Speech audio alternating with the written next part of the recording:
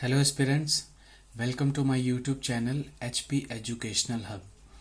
तो गाइस, मैं आज आपके साथ टाइपिंग से रिलेटेड वो डाउट डिस्कस करने वाला हूँ जो अभी तक शायद आपको किसी भी यूट्यूब चैनल पे सुनने को या देखने को नहीं मिले होंगे। तो guys, without wasting any time, let's get started. सबसे पहला डाउट आता है बैक स्पेस। क्या हम बैक स्पेस यूज़ करें टाइपिंग में? तो गाइस, डेफिनेटली आप इसे यूज़ कर सकते हो। बैक स्पेस आपके ऊपर डिपेंड करता है, आप इसे यूज़ करना चाहते हो कि नहीं यूज़ करोगे। अब गाइस, होता क्या है, एडवांटेज इसका ये रहता है कि आपके पास एक्यूरेसी मेंटेन रहती है अगर आपको आदत है बैक स्पेस दबाने की। बट आपकी टाइपिंग स्पीड अच्छी होनी चाहिए, तभी आप बैक स्पेस बार बार यूज़ कर सकते हो। अगर आपकी टाइपिंग स्पीड अच्छी नहीं है, आप 1500 और 1600 के बीच में ही स्ट्रोक आपके टाइप हो रहे हैं, तो आपको बैक स्पेस कम यूज़ करना है। ऐसा नहीं है कि यूज़ ही नहीं करना है, कम यूज़ करना है, क्योंकि आपकी स्पीड उतनी नहीं है कि आप बार बार बैक स्पेस यूज़ करें। तो गाइज, होता क्या है, इससे एक्यूरेसी आपकी मेंटेन रहती है। मान लो आपने 1510 स्ट्रोक टाइप किए और आपकी जो गलत स्ट्रोक थे वो 70 और 75 के बीच में, तो आप डेफिनेटली पास कर गए टाइपिंग टेस्ट अपना। अब सबसे बड़ी बात है बैक स्पेस को लेके, जो अभी तक आपने कहीं से किसी ने आपको बताई नहीं होगी, इसे कब यूज़ करें और इसे कब अवॉइड करें।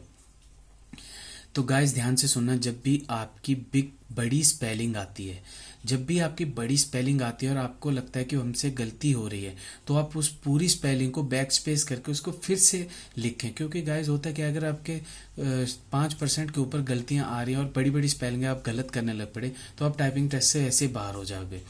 बड़ी स्पेलिंग्स में आपको इसे यूज़ करना ही करना है। अब आपको इसे अवॉइड कहाँ करना है? जैसे आपके पास छोटी स्पेलिंग्स होती हैं, is this, in, A, dot, full stop हो गया, सॉरी, आपका कॉमा हो गया, ये जो छोटी छोटी स्पेलिंग है, जब आपकी गलती होती है इनमें, तो आप इनको अवॉइड करो, क्योंकि आपको 5% माफ़ है, तो आप इनको अवॉइड करो। बट गलती से भी बड़ी स्पेलिंग को अवॉइड मत करो। बड़ी स्पेलिंग आपकी गलत हो रही है तो उसे अवॉइड मत करो, उसे करेक्ट करो। छोटी स्पेलिंग गलत हो रही है तो उसे जाने दो, क्योंकि आपको 5% माफ़ है। तो गाइज, इसको आप यूज़ कर सकते हो, आपकी एक्यूरेसी मेंटेन रहेगी। बड़ी स्पेलिंग में आपको इसे यूज़ करना है, छोटी स्पेलिंग में आपने बैक स्पेस बिल्कुल भी नहीं दबाना है। गलत हो रही है, होने दो, क्योंकि आपको 5% माफ़ है गलतियाँ। नेक्स्ट डाउट आया था डबल स्पेस का। फर्स्ट डे जब टाइपिंग थी तो हमारे पास क्वेश्चन पेपर आया। अगर आप 14 जुलाई का क्वेश्चन पेपर देखोगे तो वहाँ पे 2 लाइनें ऐसी थी कि उनमें वर्ड्स के बीच में डबल डबल स्पेस शो हो रहा था। ऐसा लग रहा था देखने को कि यहाँ पे डबल स्पेस है, पर गाइस, एक्चुअली में डबल स्पेस होता नहीं है कभी भी। होता क्या है कि जब आपने एक MS वर्ड पे एक डॉक्यूमेंट तैयार किया, जब आप उसको फाइनल प्रिंट देने के लिए जाओगे तो उससे पहले आप उसको जस्टिफाई करते हो। जब डॉक्यूमेंट को जस्टिफाई करते हैं हम MS वर्ड में, तो क्या होता है, according to the border of paper, वो क्या होता है, ऑटो एडजस्ट हो जाते हैं।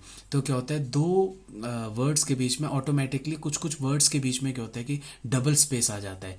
बट एक्चुअली वो डबल स्पेस नहीं होता है, वो होता सिंगल स्पेस ही है। वो डबल स्पेस क्यों आया? डबल स्पेस इसलिए आया क्योंकि जब आपने उस पूरे डॉक्यूमेंट को जस्टिफाई किया, तब कुछ वर्ड एडजस्ट हो गए डबल स्पेस के साथ, according to the margin of the paper. So guys, कभी भी डबल स्पेस नहीं होगा। जब भी आपको डबल स्पेस दिखेगा किन्हीं लेटर के बीच में, आपने सिंगल स्पेस ही प्रेस करना है। ये डबल स्पेस शो होता है because of your justified command, इस वजह से आपका डबल स्पेस शो होता है। एंटर।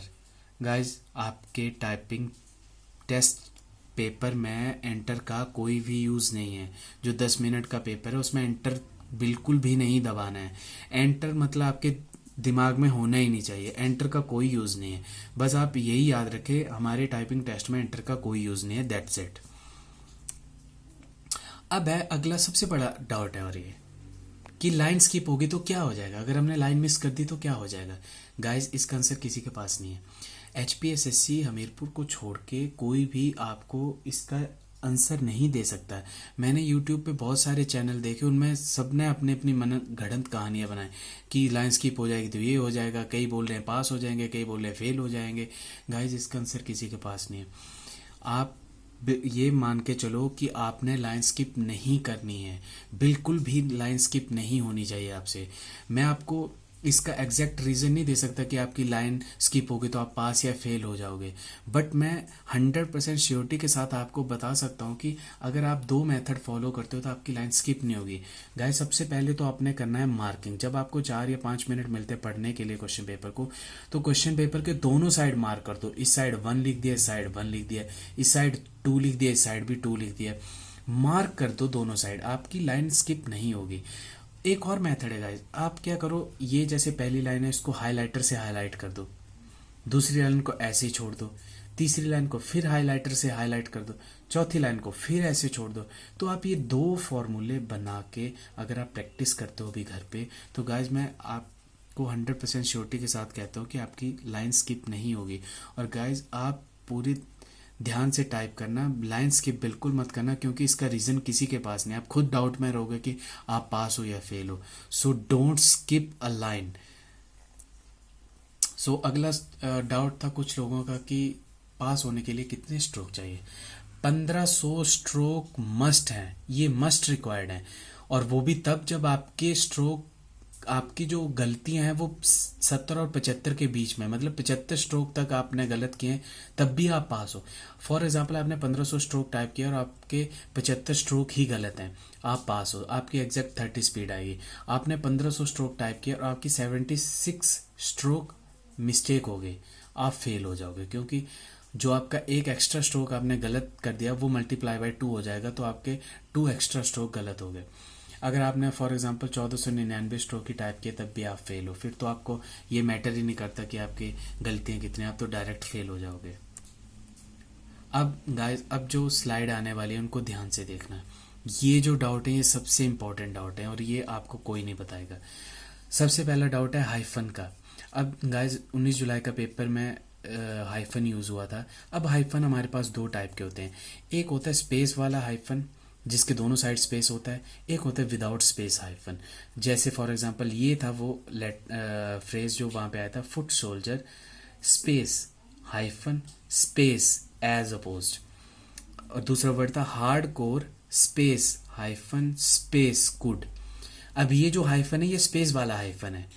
अब एक तीसरी लाइन में एक वर्ड आया था उसी पेपर में, नॉन इन्वॉल्व। अब नॉन इन्वॉल्व में देखो, अगर आप देखोगे तो हाइफन के नॉन है, उसके बाद तुरंत हाइफन है, उसके बाद तुरंत इन्वॉल्व है। तो आपको 2 टाइप के हाइफन देखने को मिलते हैं टाइपिंग टेस्ट पेपर में, एक स्पेस वाला, एक बिना स्पेस वाला। जब भी आपको 4 या 5 मिनट मिलते हैं पढ़ने के लिए, तो गाइज इन सब चीज़ों को हाईलाइट किया करो। स्पेशल करेक्टर बोलते हैं इनको, इनको हाईलाइट करो कि यहाँ पे सिंगल स्पेस है, डबल स्पेस है, कैसे ये लिखा है, हमने कैसे इसको टाइप करना है। तो ध्यान रखना, हाइफन 2 टाइप से, 2 टाइप क्या आ रहे हैं, एक तो स्पेस वाला जो दोनों साइड स्पेस होंगे, और एक विदाउट स्पेस आ रहा है। तो इन चीज़ों को ध्यान से देखना पेपर में। अब अगला डाउट आता है ब्रैकेट। ब्रैकेट का बहुत सारा डाउट है। देखो, जब भी आप ब्रैकेट लगाते हो उसके तुरंत बाद आपने लेटर लिखना है, कोई स्पेस नहीं देना है। और जब आप ब्रैकेट क्लोज करते हो उसके तुरंत बाद आपका फुल स्टॉप आता है, ऐसे आपका राइट काउंट होगा। मान लो आपने ब्रैकेट लगा दी, फिर स्पेस दिया, फिर आपने कुछ लिखा, उसके बाद आपने ब्रैकेट लगाई, तो वही वो गलत हो जाएगा। और एक डाउट, फुल स्टॉप हमेशा ब्रैकेट के बाहर ही लगेगा। अगर आपने ब्रैकेट के अंदर फुल स्टॉप लगाया तो आपका गलत है वैसे। उसी तरह कोटेशन मार्क भी सेम वही रूल फॉलो करता है। कोटेशन मार्क स्टार्ट किया, उसके बाद तुरंत आपने लेटर टाइप किया, उसके बाद कोटेशन मार्क से क्लोज किया, उसके तुरंत बाद आपने फुल स्टॉप लगा दिया। अगर आप कोटेशन मार्क स्टार्ट करते हो, फिर स्पेस देते हो, फिर लिखते हो, तो वहीं गलती हो जाती है। अगर आप फुल स्टॉप अंदर लगाते हो और कोटेशन मार्क क्लोज जो होता है वो बाहर लगाते हो, तो वो भी गलत है। कॉमा, गाइस कॉमा के बाद सिंगल स्पेस जाना ही जाना है। फुल स्टॉप के बाद सिंगल स्पेस जाना ही जाना है, इसमें कुछ नहीं सोचना है। जब भी कॉमा लगे तुरंत स्पेस, फिर अगला वर्ड लिखना है। फुल स्टॉप लगे सिंगल स्पेस, फिर अगला वर्ड लिखना है। अब देखो एग्जांपल को शॉर्ट फॉर्म में कैसे लिखोगे, E.G. ऐसे। अगर आपने ऐसे लिखा ना E.G, तो वो गलत हो जाएगा। E.G. लिखते हैं इसको जब टाइप करते हो आप। स्लैश, गाइस जैसे ये है दिस स्लैश इज, ऐसे राइट होगा आपका। This space slash space is, ये लिखा आपने तो ये गलत हो जाएगा आपका। स्लैश में कभी भी स्पेस नहीं जाता है, स्लैश में कोई स्पेस नहीं होगा। तुरंत लेटर लिखो, तुरंत आप कोई वर्ड टाइप करो, तुरंत स्लैश तुरंत वर्ड टाइप कर दो। अब एक्सेट्रा आप कैसे लिखते हो, ETC डॉट, अगर आपने सिंपल ETC लिखा तो वो गलत हो जाएगा, ETC डॉट, डॉट आना ही आना है। अब M% आप कैसे लिखोगे, U space M% space I, ऐसे लिखा जाता है M%। अगर आपने ऐसे लिख दिया ना, U स्पेस नहीं लगाया और M% I लिख दिया तो ये गलत हो जाएगा। M% में स्पेस आना ही आना है, सेमी कॉलन, वर्ड लिखा तुरंत सेमी कॉलन लगा दिया, कोई स्पेस नहीं आएगा। अगर आपने वर्ड लिखा और स्पेस लगा के सेमी कॉलन लगाया तो आपका वहाँ पे गलत हो जाएगा। तो इन चीज़ों को आप ध्यान से सुनना और ध्यान से देखना, जब टाइम मिलता है तो इन चीज़ों को हाईलाइट करना अच्छे से। यही चीज़ें जो आपको बहुत सारी मिस्टेक्स करवाएंगे। अगर आपके पास हाईलाइटेड रहेंगे, आपके कॉन्सेप्ट क्लियर रहेंगे तो आप इन चीज़ों में कभी नहीं उलझोगे कि मेरे को सिंगल स्पेस दबाना है, डबल स्पेस दबाना है। अब गाइज ये जो मैं बताने जा रहा हूँ इसको ध्यान से सुनना। मेरा टाइपिंग का पेपर था, मेरे साथ मेरे फ्रेंड बैठा हुआ था, मतलब तो उससे क्या मिस्टेक हुई, उसने एक लेटर को कैपिटल करना था तो उसने कैप्स लॉक का यूज़ कर दिया और उसके कैप्स लॉक ऑन ही रह गई।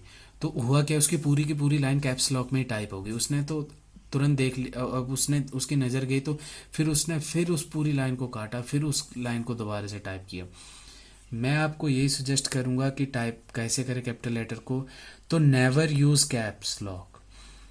जब भी कभी आप टाइपिंग करते हो तो ज़िंदगी में कभी भी कैप्स लॉक यूज़ मत करना टाइपिंग के लिए, क्योंकि अगर आपकी कैप्स लॉक ऑन रहेगी तो पूरे का पूरा लाइन ही कैप्स लॉक कैपिटल में टाइप हो जाती है।